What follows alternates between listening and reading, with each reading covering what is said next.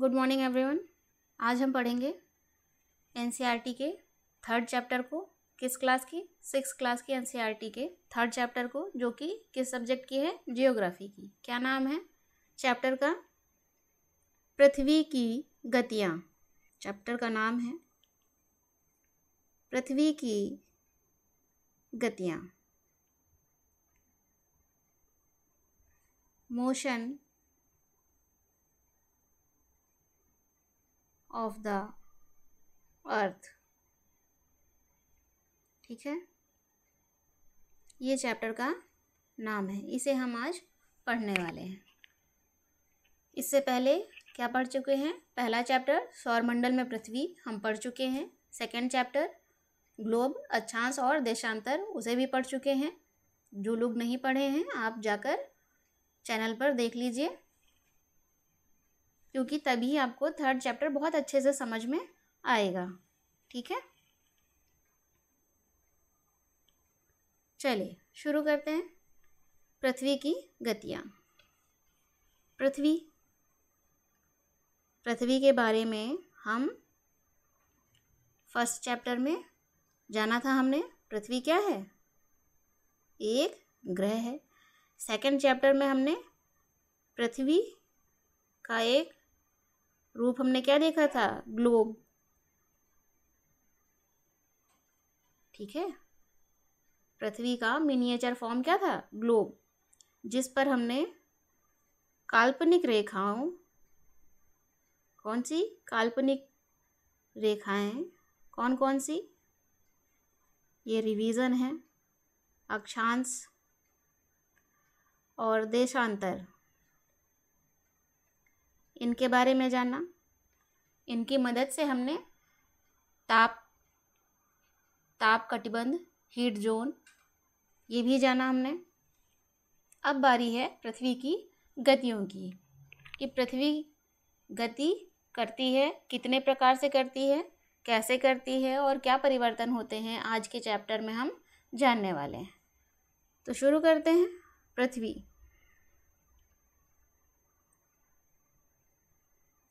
है ना। पृथ्वी दो प्रकार से गति करती है। दो प्रकार से। कौन से दो प्रकार हैं वो? एक परिभ्रमण, जिसे अन्य नाम से भी जानते हैं। क्या है वो हिंदी में? घूर्णन। और इंग्लिश में क्या कहेंगे? रोटेशन। और दूसरा प्रकार कौन सा है? परिक्रमण। इंग्लिश में क्या है? रेवोल्यूशन। ठीक है, रेवोल्यूशन। ये दो प्रकार की गतियां पृथ्वी करती है। कैसे करती है, हम इसी पर चर्चा करने वाले हैं। चलिए आगे बढ़ते हैं।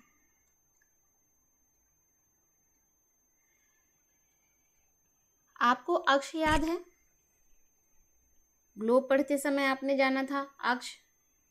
ग्लोब पर एक सुई ग्लोब में झुकी हुई अवस्था में स्थित होती है, जिसे अक्ष कहते हैं। याद है?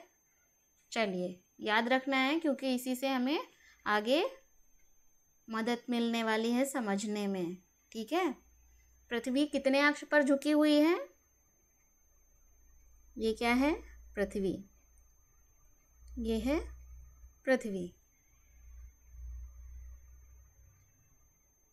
पृथ्वी के बारे में हमने क्या कहा? एक सुई ग्लोब में झुकी हुई अवस्था में स्थित है, जिसे क्या कहते हैं? अक्ष कहते हैं। जिसे अक्ष कहते हैं, एक्सिस कहते हैं, है ना। पृथ्वी झुकी हुई है। पृथ्वी पूरी तरह से गोल नहीं है। हमें कुछ महत्वपूर्ण बिंदुओं को ध्यान में रखना है। पृथ्वी पूरी तरह से गोल नहीं है, झुकी हुई है। कितनी झुकी हुई है? 23.5 अंश झुकी हुई है। तो कैसे हमें दिखेगी झुकी हुई स्थिति में? कुछ इस तरह से, है ना, थोड़ा सा झुका हुआ, टिल्टेड फॉर्म में है पृथ्वी। ये क्या है? अक्ष है। ठीक है, अक्ष जो उत्तरी ध्रुव और दक्षिणी ध्रुव से गुजरती है, साथ ही पृथ्वी के केंद्र से भी गुजरती है। ठीक है, आगे बढ़े, चलिए आगे बढ़ते हैं। अब जानते हैं हम पृथ्वी की घूर्णन गति के बारे में। कौन सी गति? घूर्णन गति। घूर्णन गति, रोटेशन, इसके बारे में हम जानेंगे। क्या है पृथ्वी की घूर्णन गति? पृथ्वी का अपने अक्ष पर घूमना ही क्या है? घूर्णन कहलाता है। पृथ्वी का अपने अक्ष पर घूमना, अपने अक्ष पर, जैसे कि ये पृथ्वी है और ये अपने ही अक्ष पर ऐसे ऐसे घूमती रहती है ना।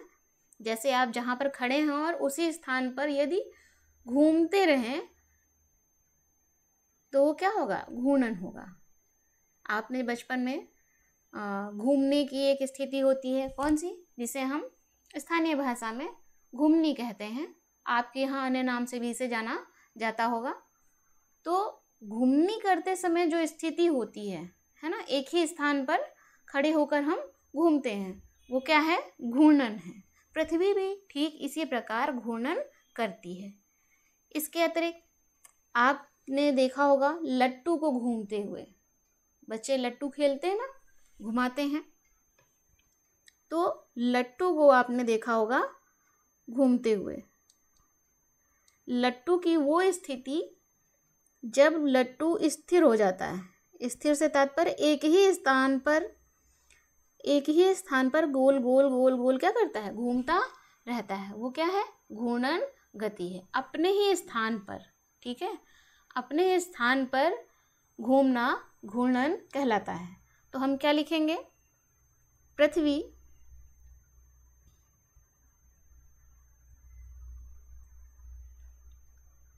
का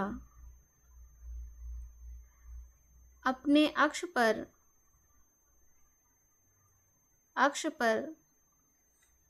घूमना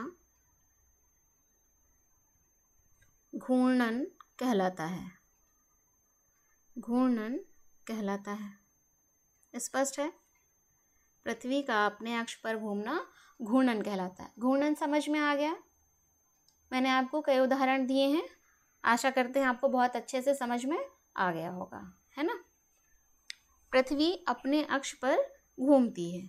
अब प्रश्न ये है कि पृथ्वी अपने अक्ष पर जो घूम रही है, एक चक्कर कितने समय में लगाती है?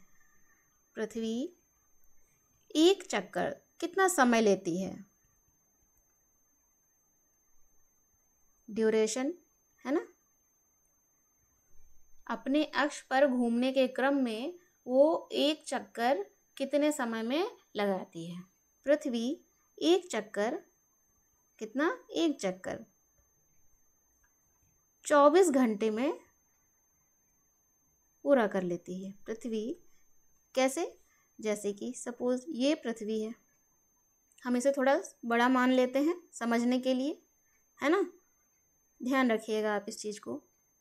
ये पृथ्वी है ना। यहाँ से पृथ्वी अपनी ही एक्सिस पर घूम रही है ना, अपने ही अक्ष पर घूमना शुरू करती है। कहाँ से? यहाँ से चलती है और ये पूरा चक्कर लगाने में कहाँ तक? यहाँ तक। वापस यहाँ पर आने में उसे कितना समय लगता है?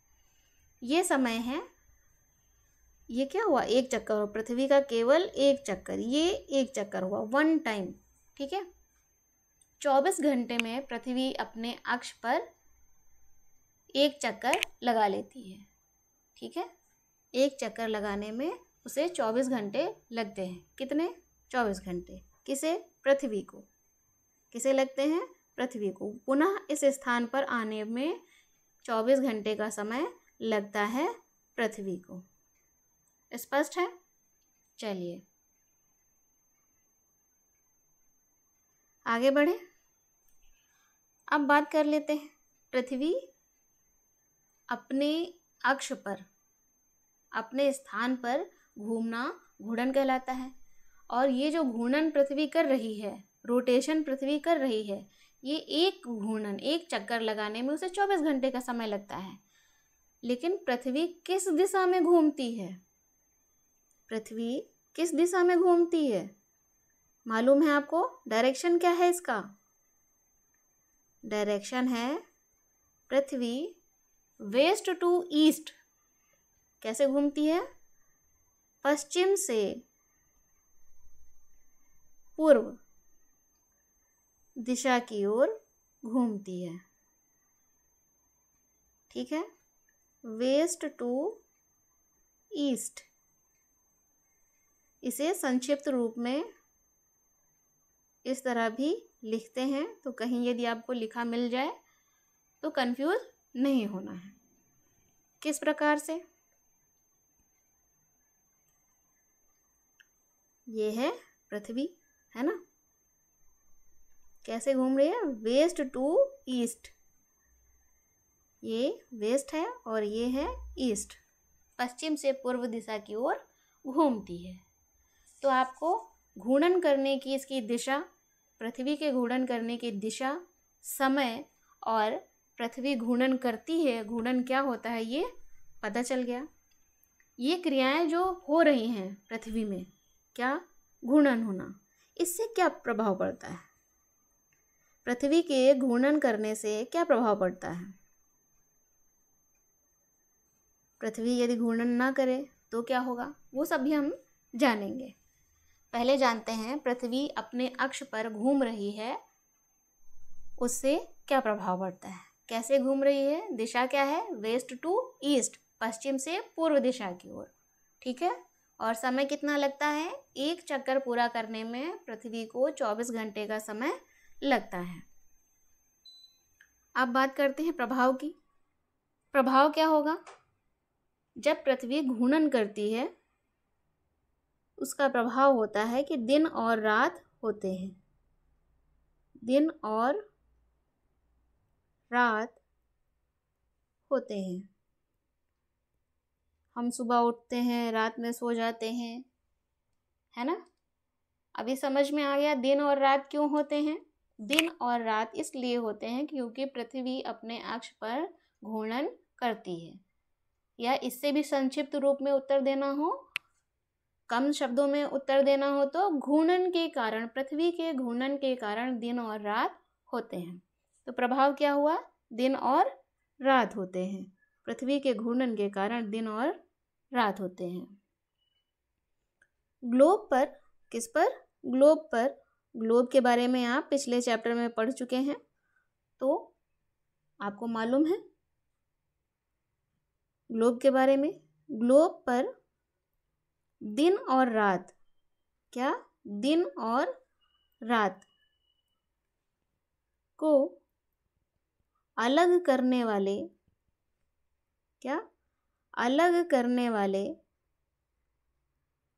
वृत्त को क्या कहते हैं? प्रदीप्त वृत्त कहते हैं। प्रदीप्त वृत्त या सर्कल ऑफ इल्यूमिनेशन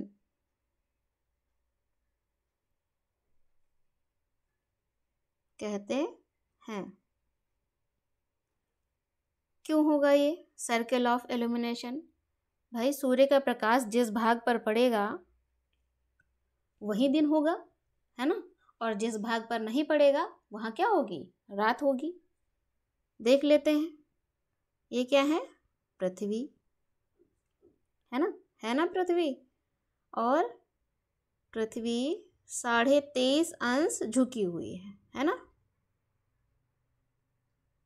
हम इस पर लंब डालते हैं और ये क्या है?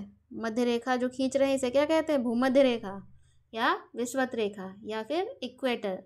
पिछले चैप्टर में आपको बहुत अच्छी तरह से मैंने बताया है, तो आप इसे ध्यान में रखेंगे। कितनी झुकी हुई है? 23.5 अंश। ठीक है, पृथ्वी 23.5 झुकी हुई है। ये है उत्तरी ध्रुव और ये दक्षिणी ध्रुव। स्पष्ट है।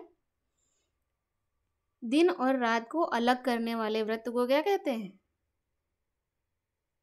सर्किल ऑफ इल्यूमिनेशन या प्रदीप्त वृत्त कहते हैं। ये क्या है? सूर्य। सूर्य की रोशनी पृथ्वी पर पड़ रही है।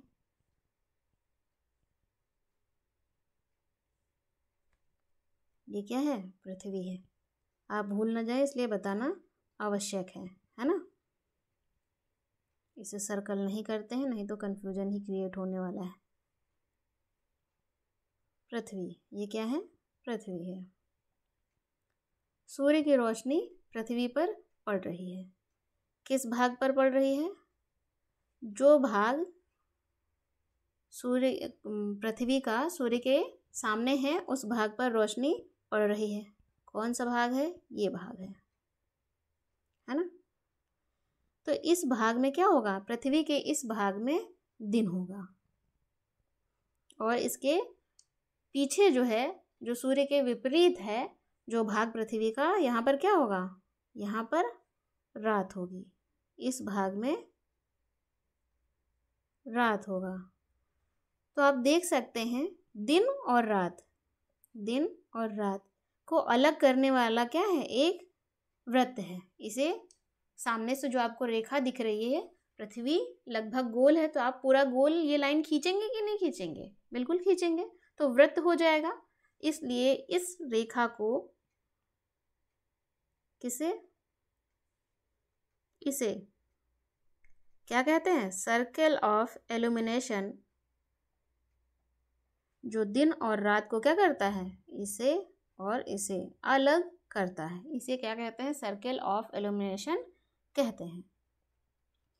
आधे भाग पर, पृथ्वी के आधे भाग पर ही सूर्य की रोशनी प्राप्त होती है और जिस भाग पर सूर्य की रोशनी प्राप्त होती है उसे दिन कहते हैं और जिस भाग पर सूर्य की रोशनी नहीं प्राप्त होगी उसे क्या कहेंगे? रात कहेंगे। क्यों? क्योंकि ये सूर्य से दूर है। ये सूर्य से दूर है। ठीक है। और यहाँ पर सूर्य की रोशनी आसानी से प्राप्त हो जाती है।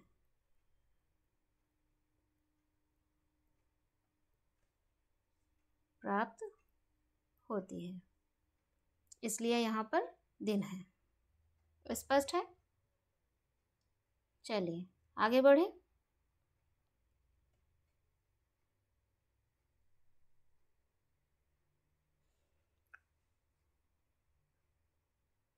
पृथ्वी जो घूर्णन कर रही है, क्या कर रही है? घूर्णन।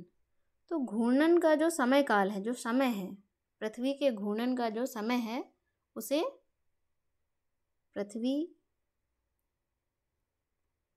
के घूर्णन के समय काल को क्या कहते हैं? पृथ्वी दिन या अर्थ डे।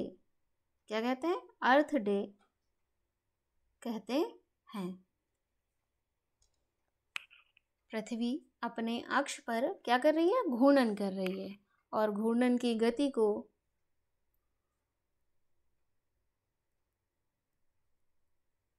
पृथ्वी की दैनिक गति भी कहते हैं। क्या कहते हैं? पृथ्वी की दैनिक गति कहते हैं। स्पष्ट है। पृथ्वी की दैनिक गति कहते हैं। क्यों? क्योंकि 24 घंटे में एक चक्कर पूरा कर लेती है। ठीक है। और हम जानते हैं एक दिन में क्या, दिन और रात दोनों ही शामिल है। ठीक है। तो पृथ्वी की दैनिक गति है। यदि हम मान लें क्या कि पृथ्वी घूर्णन ना करे, यदि मान लें, क्या मान लें?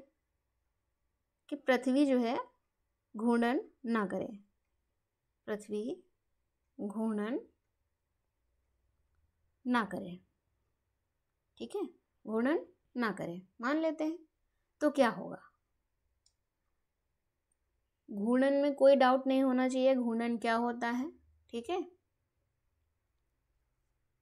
सूर्य के तरफ वाले पृथ्वी का जो भाग है, यदि पृथ्वी घूर्णन ना करे तो क्या होगा? सूर्य के तरफ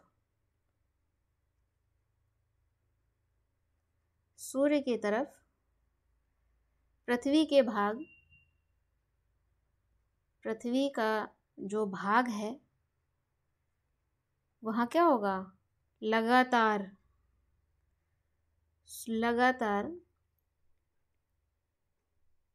सूर्य का प्रकाश प्राप्त होगा ना। और उससे क्या होगा? सूर्य का प्रकाश जब लगातार प्राप्त होगा तो ऊष्मा बढ़ेगी उस भाग में, जो भाग सूर्य के सामने है। ऊष्मा बढ़ेगी, और ऊष्मा बढ़ेगी तो हम क्या कहते हैं? गर्मी बहुत बढ़ जाएगी।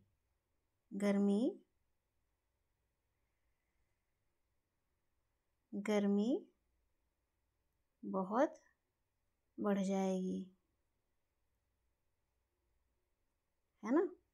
गर्मी बहुत बढ़ जाएगी। स्पष्ट है? वहीं दूसरी ओर क्या होगा? दूसरी ओर सूर्य के एक भाग में, पृथ्वी के एक भाग में जिस तरफ सूर्य का प्रकाश पड़ रहा है उस तरफ गर्मी बहुत बढ़ जाएगी। वहीं दूसरे भाग में क्या होगा? दूसरे भाग में जो कि विपरीत है, सूर्य से दूर है,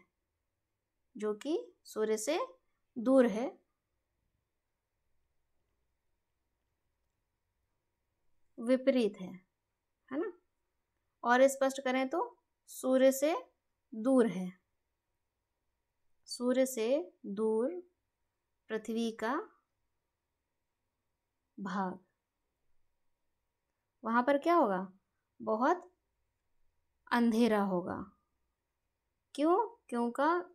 क्योंकि सूर्य का प्रकाश वहां नहीं पहुंच रहा है, और सूर्य का प्रकाश नहीं पहुंचेगा तो क्या होगा? सूर्य का प्रकाश वहां नहीं पहुंचेगा तो क्या होगा? ठंडी, वहां पे शीतलता बहुत होगी, है ना। वहां पर शीतलता बहुत बढ़ जाएगी, ठीक है। और इन दोनों ही स्थितियों में जब बहुत अधिक गर्मी हो और बहुत अधिक ठंडी हो, क्या होगा? जीवन संभव नहीं है। ऐसी स्थिति में जीवन संभव इन दोनों ही अवस्थाओं में, जैसे कि आपने सर्किल ऑफ इल्यूमिनेशन में देखा भी, क्या देखा ना आपने? ये पृथ्वी है और ये सूर्य है। सूर्य से रोशनी पृथ्वी को पहुंच रही है। ये भाग क्या था? सर्किल ऑफ इल्यूमिनेशन, है ना। इस भाग में रोशनी बहुत आसानी से मिल रही है। यदि ऐसा ही रहे, घूर्णन ना करे, तो क्या होगा? यहाँ पर बहुत गर्मी होगी, गर्मी बहुत बढ़ जाएगी, और इस भाग में ठंडी होगी। और ठंडी सिर्फ कहने के लिए नहीं, अत्यधिक होगी, जहाँ पर जीवन संभव नहीं होगा। इन दोनों ही अवस्थाओं में जीवन संभव नहीं होगा। स्पष्ट है? यदि पृथ्वी घूर्णन ना करे, ये तब की स्थिति है। चलिए कुछ लिख भी देते हैं। यदि पृथ्वी घूर्णन ना करे तो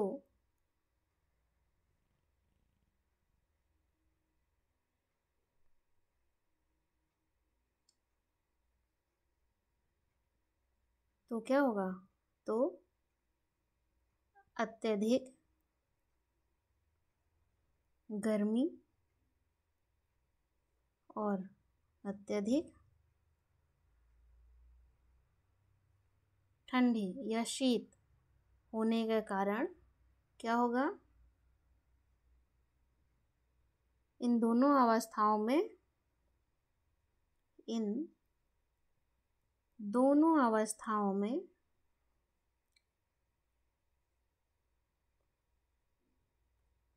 जीवन संभव नहीं है। स्पष्ट है, इन दोनों ही अवस्थाओं में जीवन संभव नहीं है। तो आपने घूर्णन के बारे में जान लिया। घूर्णन से, पृथ्वी के घूर्णन होने से क्या होता है, जब पृथ्वी घूर्णन करती है तो दिन और रात होते हैं। प्रभाव ये है कि दिन और रात होते हैं, भूलना नहीं है, इसे याद रखना है। ठीक है, नोट करके अच्छे से रखेंगे आप इसे ध्यान में। पृथ्वी के घूर्णन करने से दिन और रात होते हैं। कोई कितना भी आपसे प्रश्न बदल बदल कर पूछे, लेकिन आपको याद होना चाहिए दिन और रात क्यों होते हैं, पृथ्वी के घूर्णन करने के कारण दिन और रात होते हैं। स्पष्ट है। चलिए आगे बढ़ते हैं। पृथ्वी की दूसरी गति के बारे में जानते हैं। क्या है पृथ्वी की दूसरी गति? परिक्रमण। दूसरी गति है परिक्रमण, रिवोल्यूशन। पृथ्वी की एक गति के बारे में हमने बहुत अच्छी तरह से समझ लिया है। क्या है रेवोल्यूशन? रेवोल्यूशन को समझने के क्रम में हम सबसे पहले ये जानते हैं कि आप सभी ने कभी ना कभी मंदिर की या आपका जो भी पवित्र स्थल है उसकी परिक्रमा अवश्य की होगी, है ना? की है, बिल्कुल। आपने अपने मंदिर की या आपका जो पवित्र स्थल है उसकी परिक्रमा अवश्य की होगी। आपने यहाँ ध्यान दिया कि आपने क्या की? परिक्रमा की। क्या किया है? परिक्रमा। किसकी? जो भी आपका पवित्र स्थल है। ठीक है, हम मंदिर अभी उदाहरण के तौर पर ले लेते हैं। तो बीच में क्या है? मंदिर है। मंदिर के चारों ओर, बीच में क्या है? मंदिर है। मंदिर के चारों ओर आप क्या कर रहे हैं? परिक्रमा कर रहे हैं। क्या कर रहे हैं? परिक्रमा कर रहे हैं। यदि आपको ये याद रहा तो आपके लिए बहुत आसान होगा परिक्रमण को समझना। ठीक है, ठीक इसी प्रकार जैसे आप मंदिर की परिक्रमा करते हैं, ठीक इसी प्रकार पृथ्वी ये क्या है?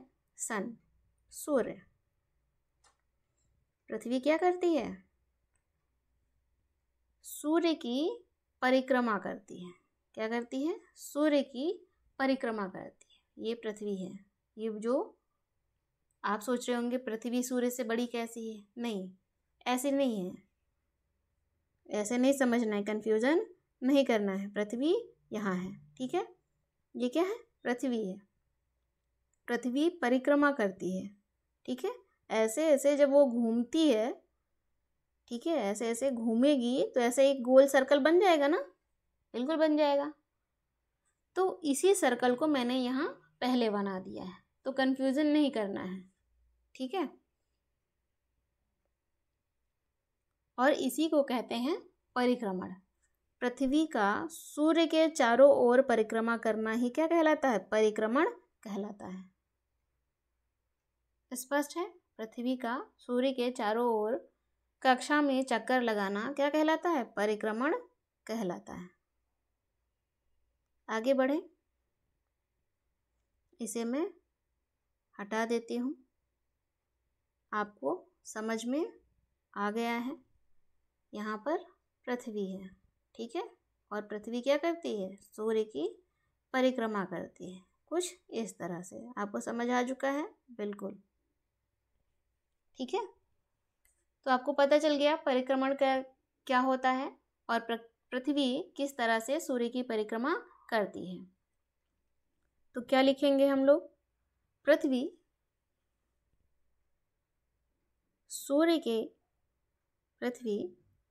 सूर्य के चारों ओर कक्षा में, पृथ्वी सूर्य के चारों ओर एक निश्चित पथ पर, कैसा? एक निश्चित पथ है। एक निश्चित पथ पर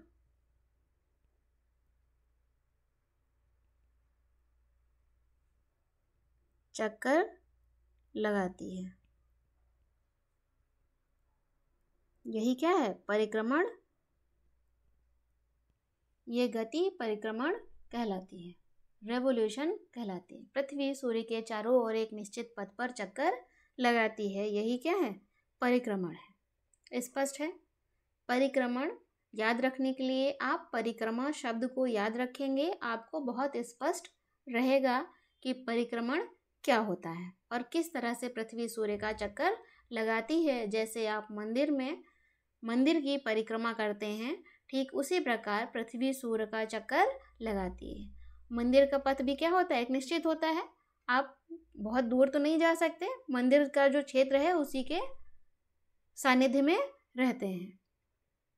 स्पष्ट है?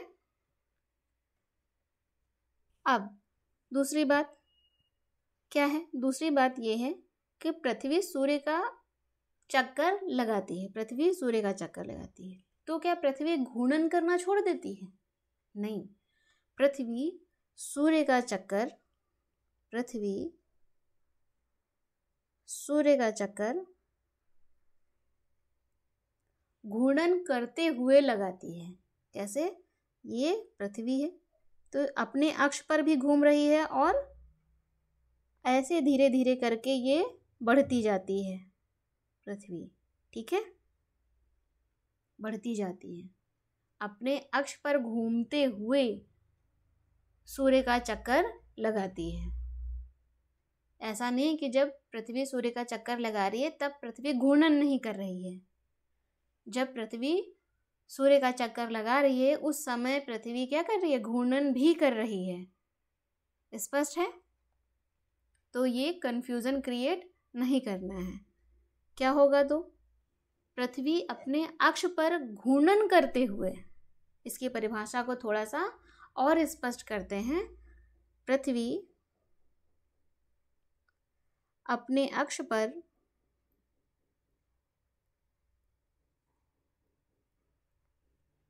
घूर्णन करते हुए, कैसे? घूर्णन करते हुए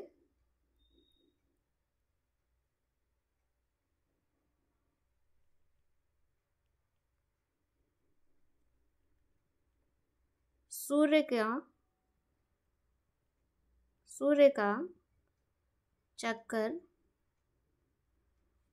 लगाती है, चक्कर या परिक्रमा करती है, चक्कर लगाती है। कैसे? एक निश्चित पथ पर। कैसे? एक निश्चित पथ पर। इसे ही परिक्रमण कहते हैं। स्पष्ट हुआ? अभी मैंने इसमें एक शब्द मैं आपको लगातार बता रही हूँ, वो है निश्चित पथ। क्या है?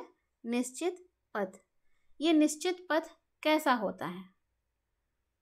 जिसे मैं निश्चित पथ कह रही हूँ वो निश्चित पथ कैसा होता है? पृथ्वी जब सूर्य का चक्कर लगाती है तो कुछ इस तरह से होता है, दीर्घवृत्ताकार। पहले नाम जान लेते हैं, कैसा होता है?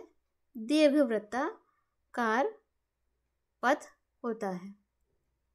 स्पष्ट है? दीर्घवृत्ताकार जो पथ है वो कैसा होता है? दीर्घवृत्ताकार होता है। देखने में कैसे दिखेगा? कुछ इस तरह से।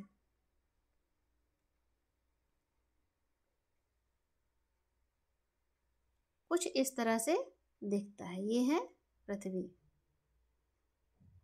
स्पष्ट है? ये पथ कैसा है? दीर्घवृत्ताकार। गोल है? नहीं। वृत्त का आकार कैसा है? बड़ा है। कुछ कुछ आपको अंडे जैसा लग रहा होगा, है ना?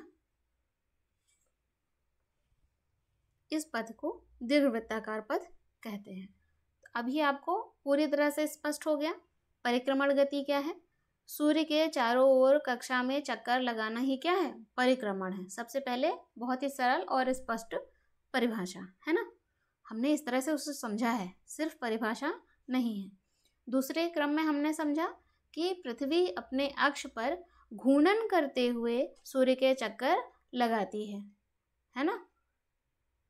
फिर अगले चरण में हम बढ़ते हैं और जानते हैं कि पृथ्वी अपने अक्ष पर घूर्णन करते हुए चक्कर लगाती है एक निश्चित पथ पर। वो पथ क्या है? दीर्घवृत्ताकार पथ है।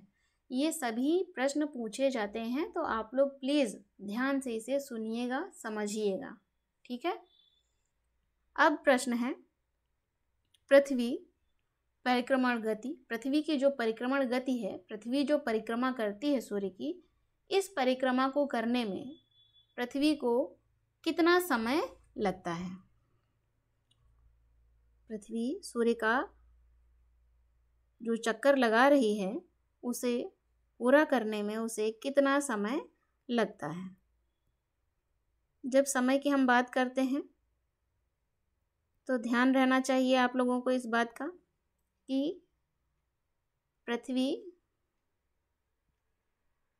यहाँ से चली, है ना, और ये एक चक्कर उसने यहाँ वापस आकर रुकी, है ना।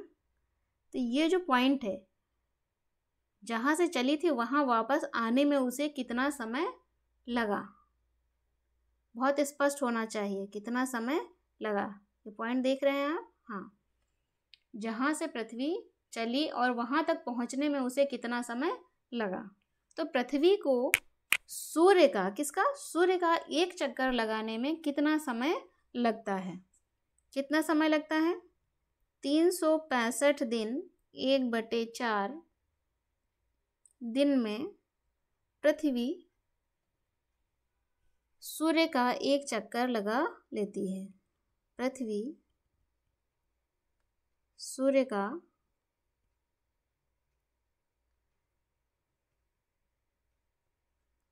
एक चक्कर लगा लेती है या पूरा कर लेती है, ठीक है। इसे ही पृथ्वी की वार्षिक गति कहते हैं। पृथ्वी की एक चक्कर पूरा करना क्या कहलाता है? पृथ्वी की वार्षिक गति है। ये कैसी गति? वार्षिक गति है, ठीक है। अब बात करते हैं कितने दिन में पूरा करता है? 365 दिन 1/4। 1/4 क्या है? आप जानते हैं एक दिन में कितने घंटे होते हैं? एक दिन में 24 घंटे होते हैं, है ना।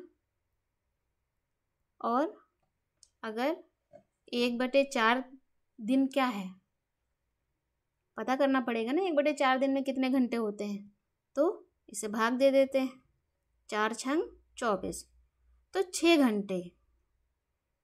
365 दिन और 6 घंटे एक्स्ट्रा, अतिरिक्त, तो ये 6 घंटे अतिरिक्त जाते हैं।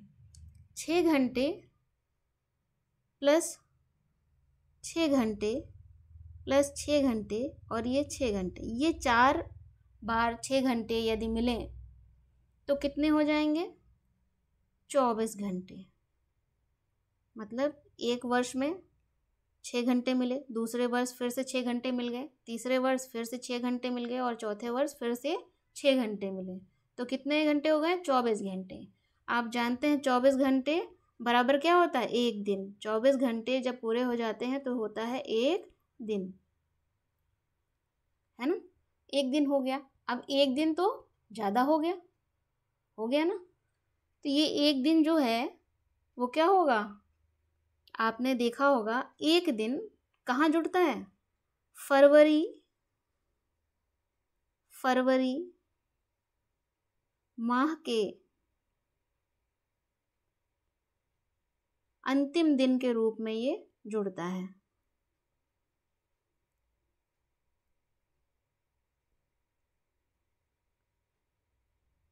ना। उस वर्ष, जिस वर्ष ये एक दिन जुड़ता है, उस वर्ष फरवरी माह में 29 दिन होते हैं। कितने दिन होते हैं? 29 दिन होते हैं। और ये वर्ष जब फरवरी में 29 दिन होते हैं, फरवरी माह में, ये वर्ष क्या कहलाता है? वर्ष कहलाता है लीप ईयर। क्या कहलाता है? लीप ईयर, लीप वर्ष। लीप वर्ष में कितने दिन होते हैं? सामान्य तौर पर 365 दिन होते हैं एक वर्ष में, लेकिन जब लीप वर्ष होता है तो क्या होता है, 366 दिन होते हैं, है ना। आगे बात करें, आपको हाल फिलहाल के लीप वर्ष के बारे में मालूम है? मालूम होगा, आप लोग तो बहुत समझदार बच्चे हैं। वर्ष 2024 क्या था? लीप वर्ष था।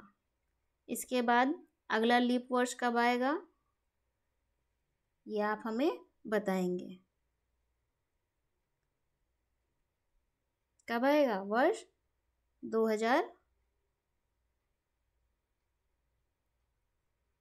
आप बताइएगा। लीप वर्ष कैसे निकालते हैं? हम इसे भाग देकर निकालते हैं। किससे? 4 से। यदि पूरी तरह से कट जाए तो लीप वर्ष, यदि नहीं कटेगा तो लीप वर्ष नहीं है, साधारण वर्ष है। ठीक है, मैंने आपको थोड़ी जानकारी यहाँ पर दे दी है, आप आगे जानकारी स्वयं से प्राप्त करें। ठीक है, हम वापस आते हैं ज्योग्राफी पर। चलिए, पृथ्वी, आपको ये ध्यान रखना है पढ़ते समय पृथ्वी की गति चैप्टर को, और जब भी ज्योग्राफी पढ़ें तो इस बात का ध्यान रखें कि पृथ्वी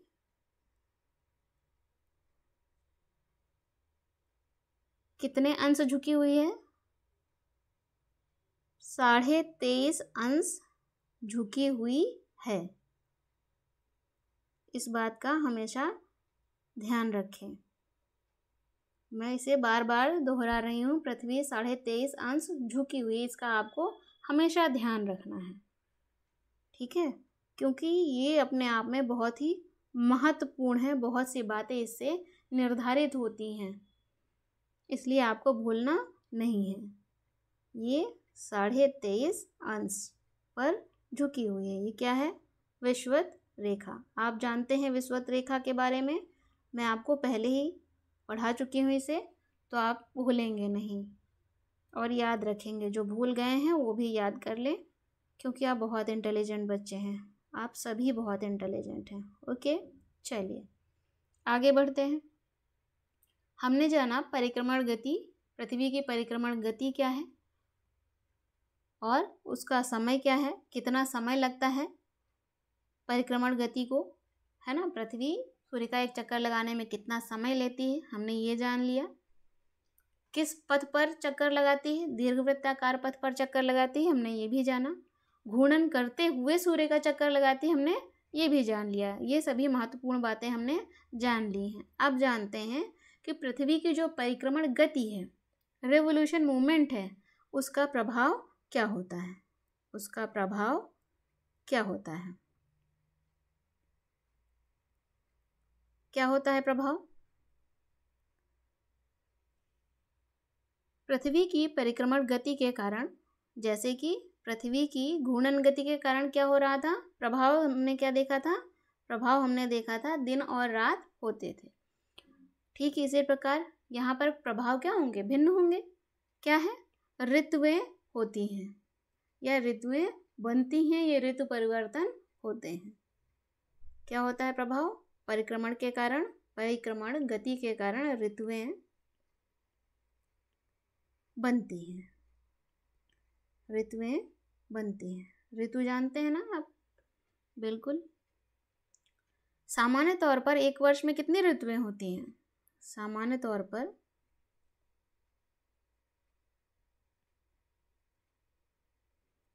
एक वर्ष में कितनी ऋतुएं होती हैं?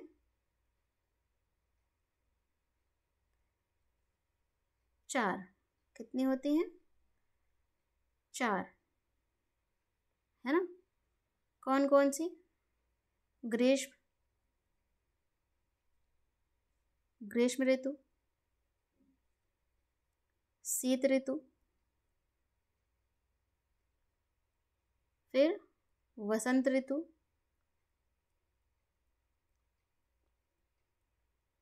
और शरद ऋतु। समर, विंटर और शरद ऋतु, ऑटम और स्प्रिंग।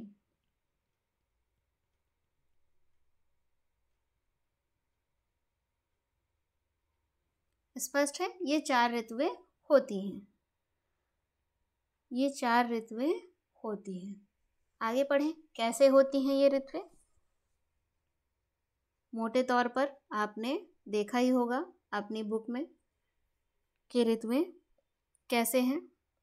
हम एक पहले फिगर देख लेते हैं, फिर उसे हम एक एक करके एक्सप्लेन करेंगे, ठीक है?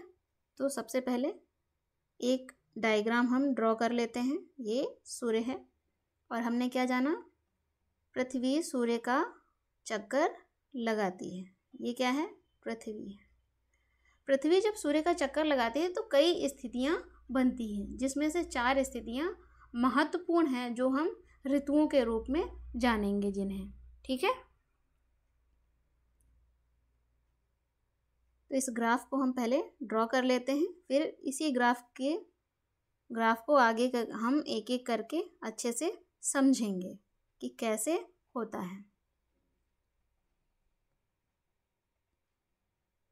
ये 23.5 अंश झुकी हुई पृथ्वी है ना। ये कौन सी स्थिति है? 22 दिसंबर की। और ये कौन सी स्थिति है? 21 जून की।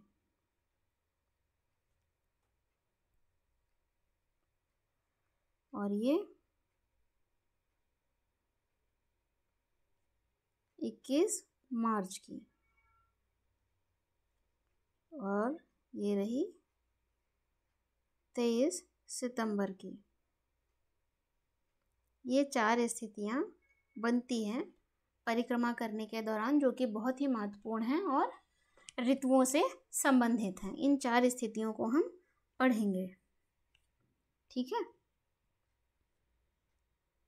उत्तरी ध्रुव, दक्षिणी ध्रुव, ये क्या है? विषुवत रेखा है। ये उत्तरी ध्रुव और दक्षिणी ध्रुव, और उत्तरी ध्रुव और दक्षिणी ध्रुव। आपको ये बहुत अच्छी तरह क्या है? क्लियर है, क्योंकि आप लगातार क्लासेस देख रहे हैं, तो ये क्या है? आपको बहुत अच्छी तरह स्पष्ट है। उत्तरी ध्रुव और दक्षिणी ध्रुव। तो मूल रूप में आपको ये मालूम हो गया कि हम यहाँ किन 4 स्थितियों पर चर्चा करने वाले हैं। सबसे पहले हम इस पर चर्चा करेंगे 21 जून पर, फिर 22 दिसंबर, ठीक है? इसके बाद 21 मार्च और 4 सितंबर। इस समय कौन कौन सी ऋतुएं होती हैं हम इसे जानेंगे। तो आगे बढ़ते हैं। सबसे पहले हम 21 जून की स्थिति पर चर्चा करेंगे। चलिए,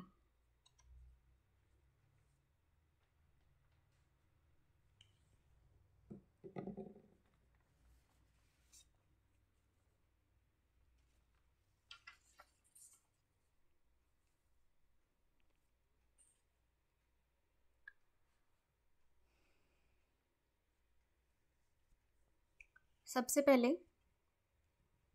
जानते हैं हम 21 जून के बारे में। क्या है ये? सूर्य है ना। पृथ्वी सूर्य का चक्कर कुछ इस तरह से लगाती है, दीर्घ वृत्ताकार पथ पर लगाती है। आप सोच रहे होंगे कि इस भाग में मैंने क्या किया है? बड़ा कर दिया है कुछ क्षेत्र, क्योंकि इसे हम अभी फोकस करने वाले हैं, इसलिए मैंने इस भाग को कुछ बड़ा बनाया है और इस भाग को छोटा कर दिया है, ठीक है? समझने के उद्देश्य से,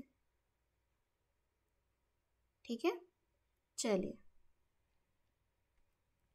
पृथ्वी इस समय कहाँ है? हम 21 जून की चर्चा करने वाले हैं। तो पृथ्वी इस समय, ये रही आपके पृथ्वी, और ये है पृथ्वी 23.5 अंश झुकी हुई है। क्या है? झुकी हुई है। और ये रहा विषुवत वृत्त।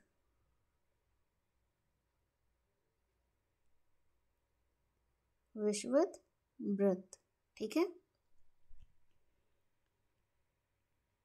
उत्तरी ध्रुव, जो बातें आपको पहले से मालूम है हम उन्हें पहले ही नोट कर लेते हैं ताकि असुविधा ना हो। चलिए अब हम जानते हैं 21 जून को सूर्य उत्तरी गोलार्ध में, पृथ्वी 21 जून को किस दिन, 21 जून को, 21 जून को पृथ्वी सूर्य की ओर झुकी हुई होती है। ये क्या है, झुकी हुई है। आप देख सकते हैं सूर्य का प्रकाश इसे प्राप्त हो रहा है पृथ्वी को, है ना। सूर्य का प्रकाश सबसे ज़्यादा कहाँ पड़ता है, 21 जून को उत्तरी गोलार्ध में, कर्क रेखा पर सीधा पड़ता है। कहाँ पड़ता है, कर्क रेखा पर सीधा पड़ता है। ये है कर्क रेखा। कर्क रेखा याद है आपको, 23.5 नॉर्थ में स्थित है उत्तरी गोलार्ध में। तो 21 जून को उत्तरी गोलार्ध में सूर्य की ओर झुका हुआ है क्या, पृथ्वी सूर्य की ओर झुकी हुई होती है, जिससे सूर्य की किरणें लंबवत पड़ती हैं। कहाँ पर, कर्क रेखा पर। ये क्या है, कर्क रेखा है। कर्क रेखा पर सूर्य की किरणें लंबवत पड़ती हैं, जिससे क्या होगा, जिससे नीचे लिखते चलते हैं, है ना, ताकि आपको कंफ्यूजन ना क्रिएट हो। 21 जून को पृथ्वी जो है उत्तरी गोलार्ध, पृथ्वी का उत्तरी गोलार्ध, उत्तरी गोलार्ध आपको स्पष्ट है बहुत अच्छे से, पिछले चैप्टर में मैंने आपको बताया था। उत्तरी गोलार्ध सूर्य की ओर झुका हुआ होता है, सूर्य की ओर झुका हुआ होता है,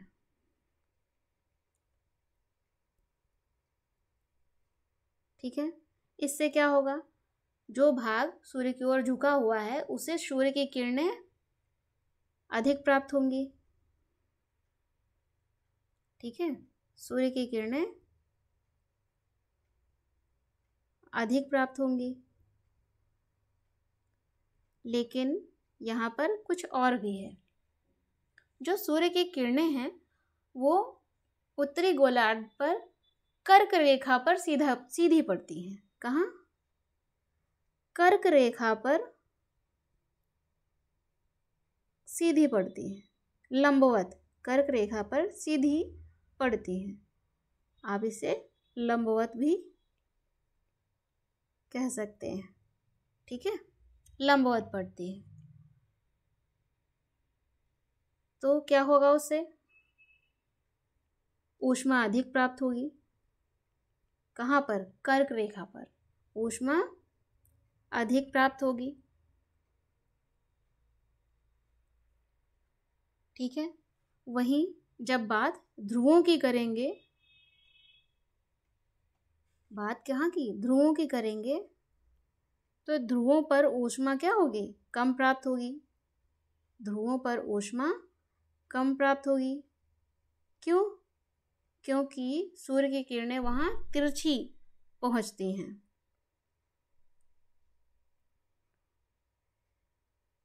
क्योंकि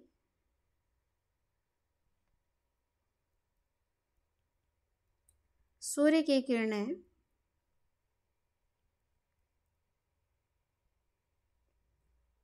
तिरछी पहुँचती हैं या तिरछी पड़ती हैं वहाँ पर, इसलिए वहाँ ऊष्मा क्या होगी, कम होगी।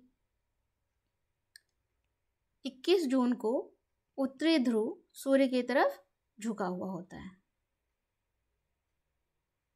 ठीक है। तो लगभग 21 जून को उत्तरी ध्रुव सूर्य की तरफ क्या है, झुका हुआ है। उत्तरी ध्रुव सूर्य की तरफ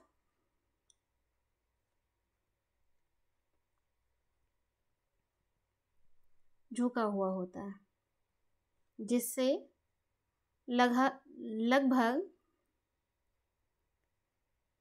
6 महीने तक क्या होता है, लगातार दिन होता है। क्या होता है, लगातार दिन होता है। समझ में आ रहा है आपको?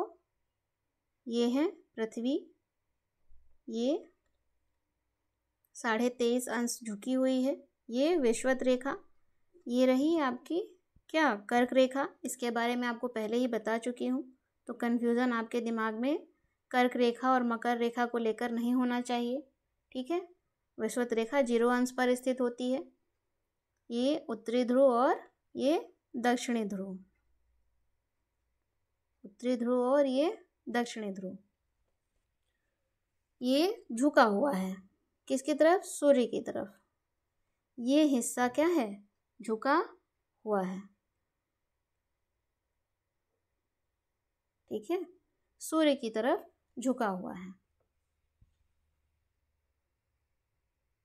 जिसके कारण इस भाग पर सूर्य की रोशनी आसानी से पड़ती है।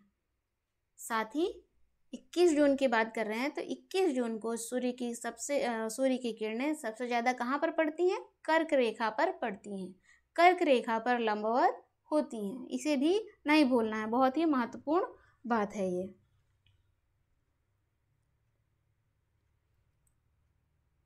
इस तरह हमने जाना कि लगभग 6 महीने तक लगातार दिन होता है।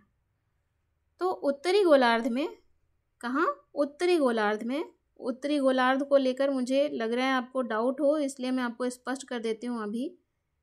विषुवत रेखा जो भूमध्य रेखा है, विषुवत रेखा ही भूमध्य रेखा है, भूमध्य रेखा के उत्तरी भाग को ये क्या है, उत्तरी गोलार्ध है।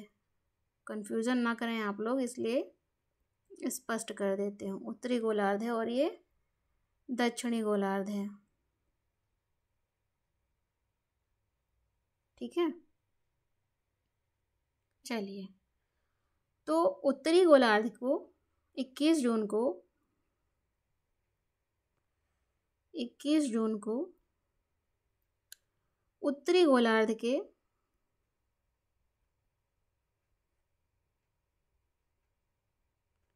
बहुत बड़े भाग पर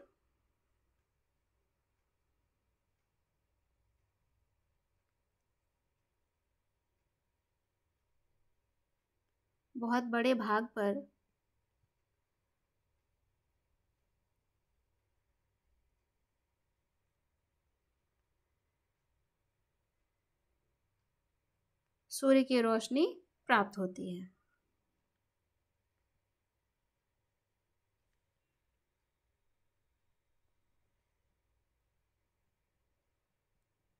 सूर्य की रोशनी प्राप्त होती है, जिससे विषुवत वृत्त के उत्तरी भाग में क्या होगा, गर्मी का मौसम होता है या ग्रीष्म ऋतु होती है। गर्मी का मौसम होता है या ग्रीष्म ऋतु होती है। 21 जून को सबसे लंबा दिन, सबसे बड़ा दिन और सबसे छोटी रात होती है।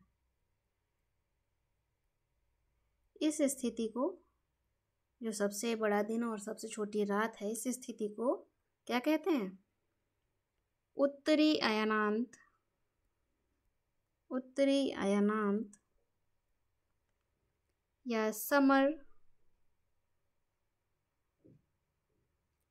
सोलेस्टिस कहते हैं। स्पष्ट है? चलिए, स्पष्ट हो गया। चलिए एक बार आपको थोड़ा सा ब्रीफ कर देती हूँ। ये ये रहा, है ना, ये रही पृथ्वी। हम यहाँ थे कब? 21 जून को। कब? 21 जून को, ठीक है। 21 जून को क्या मनाते हैं? कर्क संक्रांति। कर्क संक्रांति मनाते हैं, ठीक है। और हमने क्या जाना? उत्तरी अयनांत भी होता है इसी दिन, जिसे समर सॉलिस्टिस कहते हैं। ये बातें हैं किसके लिए? उत्तरी गोलार्ध के लिए।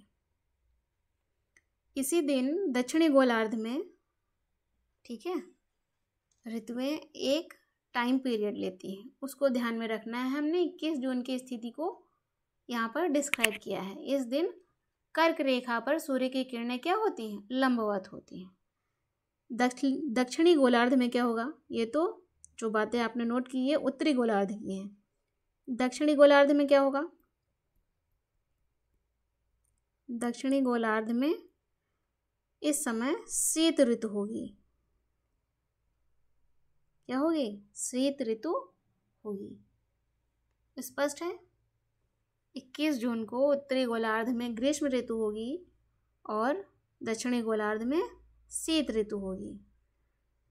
यहाँ भी लिख देते हैं स्पष्ट तौर पर, ताकि आप भूलें ना। उत्तरी गोलार्ध में क्या होगी? ग्रीष्म ऋतु होगी और दक्षिणी गोलार्ध में शीत ऋतु। कब? 21 जून को। आगे बढ़ते हैं। हमने 21 जून की स्थिति को अच्छे से समझ लिया है, कोई कंफ्यूजन नहीं है। अब बात कर लेते हैं 22 दिसंबर की स्थिति को। सेकेंड स्टेप है, ये है पृथ्वी, सूर्य सॉरी, और पृथ्वी इसका चक्कर लगाती है, ठीक है। पृथ्वी इसका चक्कर लगाती है। 22 दिसंबर की स्थिति को हम जानने वाले हैं।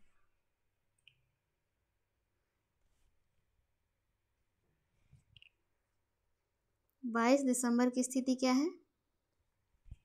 सबसे पहले तो आपको उत्तरी ध्रुव है ये, और ये दक्षिणी ध्रुव है, ठीक है।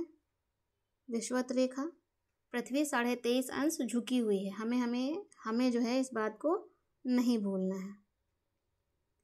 22 दिसंबर की स्थिति में क्या होता है,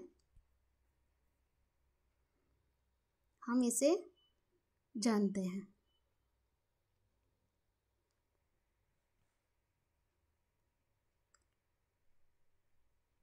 बाईस दिसंबर, ये स्थिति कब की है? दिसंबर की, 22 दिसंबर की। 22 दिसंबर को, कब? 22 दिसंबर को दक्षिणी गोलार्ध में पृथ्वी, सूर्य की किरणें कहाँ लंबवत होती हैं? 22 दिसंबर को सूर्य की किरणें मकर रेखा पर लंबवत होती हैं। सूर्य की किरणें मकर रेखा पर लंबवत होती हैं। मकर रेखा कहाँ है? दक्षिणी गोलार्ध में है। मकर रेखा पर लंबवत होती हैं। यह है मकर रेखा।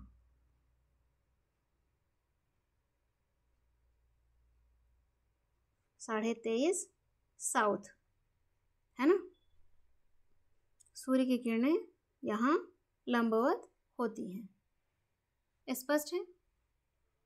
जो दक्षिणी गोलार्ध है वो झुका हुआ है। दक्षिणी ध्रुव सूर्य की ओर झुका हुआ होता है 22 दिसंबर को, जिससे सूर्य की किरणें क्या होती हैं? अधिक प्राप्त होती हैं। कहाँ पर? मकर रेखा पर। तो 22 दिसंबर को क्या मनाते हैं? क्या होता है? मकर संक्रांति भी होती है। नाम सुना होगा आपने, है ना।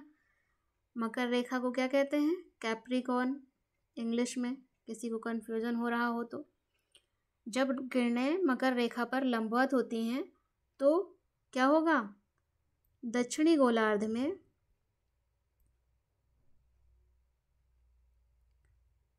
बहुत बड़े भाग पर प्रकाश मिलेगा, अधिक प्रकाश मिलेगा, है ना, जिससे ऊष्मा मिलेगी और ग्रीष्म ऋतु होगी।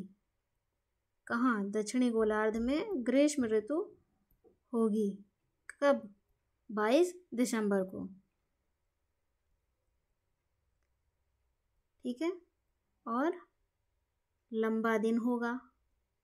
पिछले उसमें जाना ना अपने 21 जून में, तो स्थिति क्या है, समान ही है, और छोटी रात होगी। इसी को क्या कहते हैं,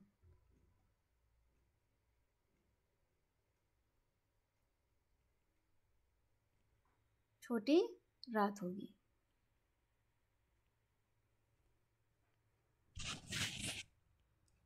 इसी को दक्षिण अयनांत कहते हैं।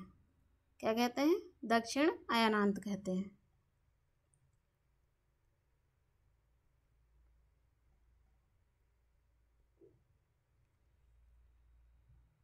आपने सुना होगा क्रिसमस, एक त्यौहार के बारे में। किसके, क्रिसमस के बारे में।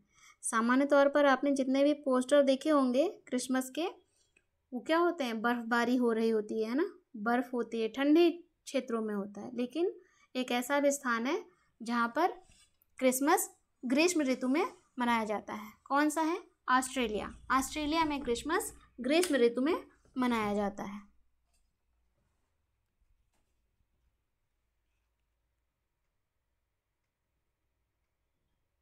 नोट कर लें, ऑस्ट्रेलिया में। ठीक है, क्रिसमस यीशु मसीह के जन्म दिवस के रूप में मनाया जाता है। 22 दिसंबर को दक्षिणी गोलार्ध में ग्रीष्म ऋतु होती है। ठीक इसी समय उत्तरी गोलार्ध में, कब, 22 दिसंबर को उत्तरी गोलार्ध में क्या होता है,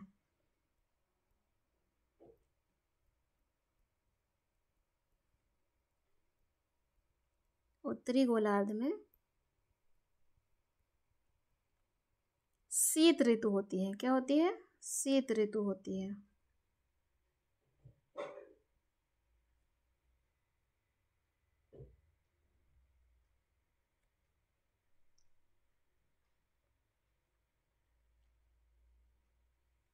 शीत ऋतु होती है।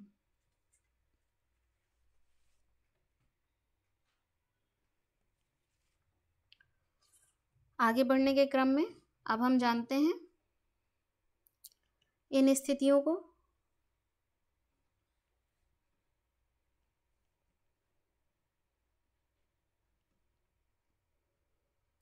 ये सूर्य और दो स्थितियां हैं जो एक साथ हम समझेंगे। ये क्या है, पृथ्वी है, और ये विषुवत रेखा है, और ये उत्तरी ध्रुव और दक्षिणी ध्रुव। ठीक है, ये सूर्य की किरणें प्राप्त हो रही हैं। यही बात करें इस तरफ,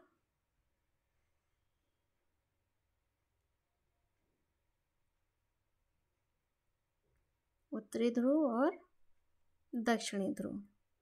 ठीक है, इसमें क्या होता है, ये कौन सी स्थिति है, 21 मार्च और ये 23 सितंबर। ये दो स्थितियां हैं जिनकी हम एक साथ चर्चा करेंगे, क्योंकि इस समय कोई भी ध्रुव सूर्य की ओर झुका हुआ नहीं होता है, ना ही उत्तरी ध्रुव ना ही दक्षिणी ध्रुव। 21 जून को हम देखते हैं उत्तरी ध्रुव सूर्य की ओर झुका हुआ है, और 22 दिसंबर को देखते हैं कि दक्षिणी ध्रुव सूर्य की ओर झुका हुआ है। लेकिन 21 मार्च और 23 सितंबर की स्थिति में कोई भी ध्रुव सूर्य की ओर झुका हुआ नहीं होता है। इसमें क्या होता है, 21 मार्च और 23 सितंबर, इन दोनों ही स्थितियों में जो सूर्य की किरणें हैं, सूर्य की किरणें विषुवत वृत्त पर, विषुवत रेखा पर लंबवत होती हैं। कहाँ लंबवत होती हैं, विषुवत वृत्त पर लंबवत होती हैं।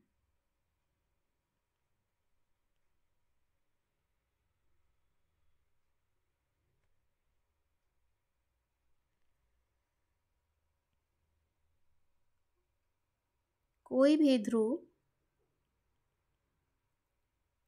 ध्रुव से तात्पर्य उत्तरी ध्रुव, दक्षिणी ध्रुव, ध्रुव सूर्य की ओर झुका हुआ नहीं होता है।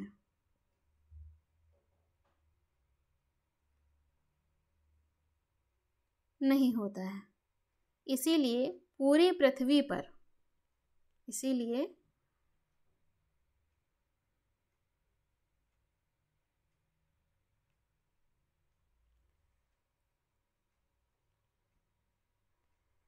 इसीलिए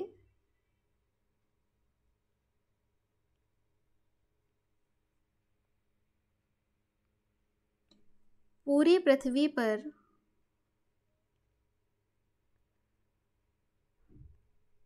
इस दिन क्या होता है, दिन और रात बराबर होते हैं। दिन और रात बराबर होते हैं। क्या होते हैं? बराबर होते हैं।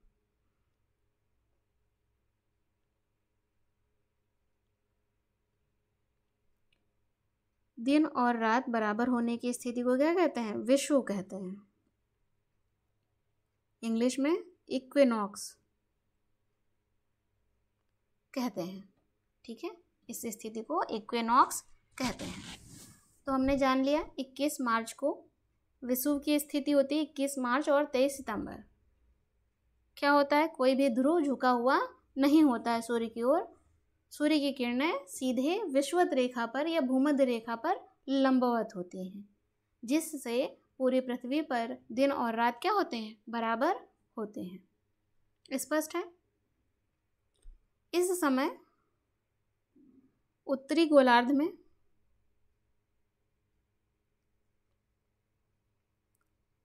बात करें 21 मार्च की, ये विषुवत रेखा है।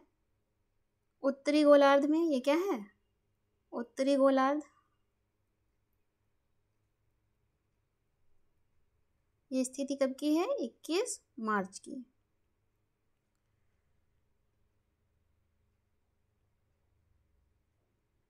उत्तरी गोलार्ध में क्या होता है? बसंत ऋतु होती है। बसंत ऋतु, स्प्रिंग सीजन होता है। और वहीं दक्षिणी गोलार्ध में कौन सा होता है? शरद ऋतु होती है। ऑटम सीजन होता है। वहीं ठीक विपरीत, ठीक विपरीत कब? 23 सितंबर की बात करें तो उत्तरी गोलार्ध में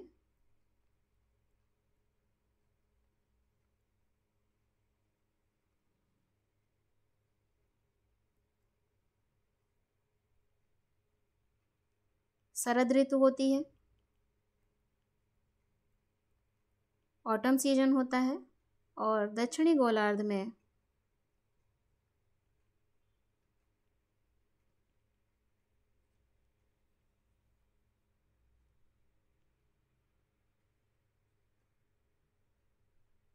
बसंत ऋतु होती है।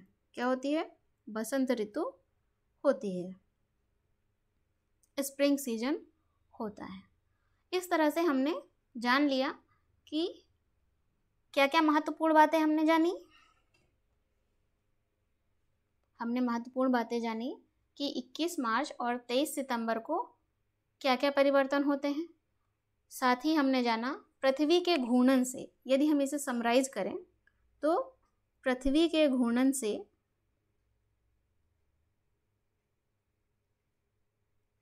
क्या होता है? दिन और रात होते हैं। पृथ्वी की घूर्णन की जो गति है उससे दिन और रात होते हैं। वहीं दूसरी तरफ पृथ्वी की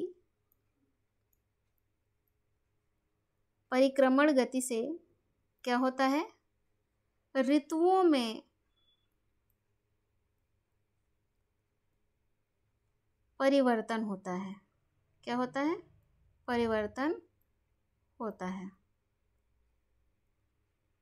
ऋतुओं में परिवर्तन होता है। स्पष्ट है?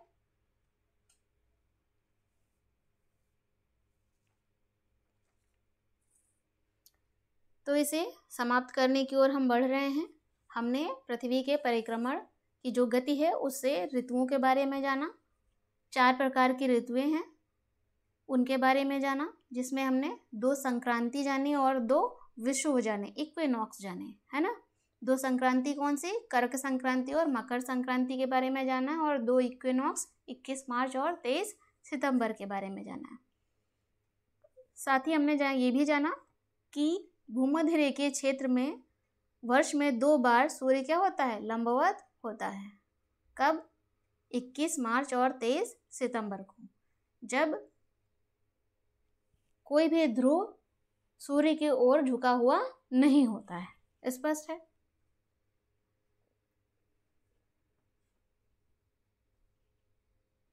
और इस चैप्टर को समाप्त करने के क्रम में आगे बढ़ते हैं हम। क्या है? पृथ्वी के दोनों ही गोलार्धों को, गोलार्ध स्पष्ट है, सूर्य की परिक्रमा के दौरान पृथ्वी परिक्रमा करती है।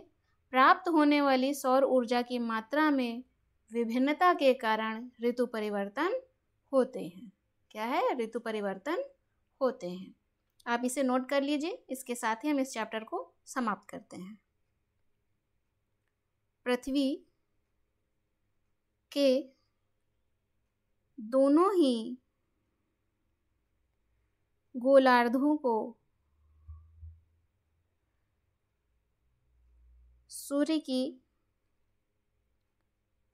परिक्रमा के दौरान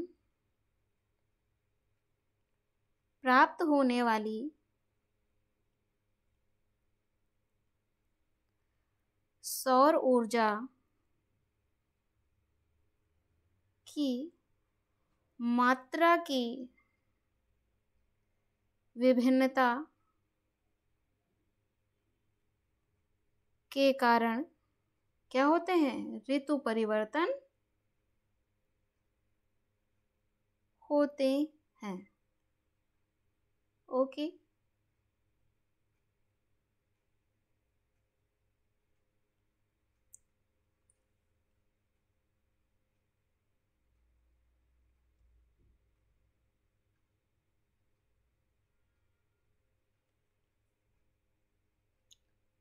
स्पष्ट है? आशा करती हूँ आपको समझ में आया होगा अच्छे से। और इसी के साथ हम इस चैप्टर को समाप्त करते हैं और मिलते हैं अगले चैप्टर में, है ना। Okay, thank you.